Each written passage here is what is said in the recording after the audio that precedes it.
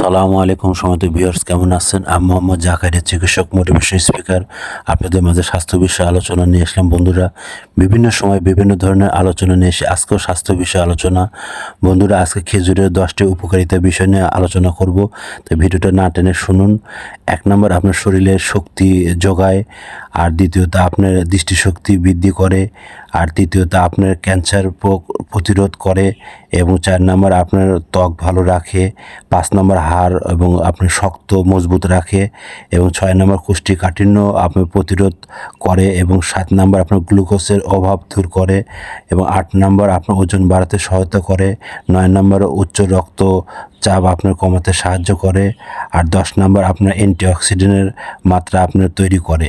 তো বন্ধুরা, খেজুরে আরও অনেক ধরনের উপকার আছে। আপাতত আপনার এই উপকারগুলো বললাম। আপনারা প্রতিদিন 1টা থেকে 2টা খেজুর খাওয়ার চেষ্টা করুন। আর আমার টিপস যদি আপনাদের কোনো উপকার বা ভালো লেগে থাকে, একটা সাবস্ক্রাইব এবং শেয়ার করবেন।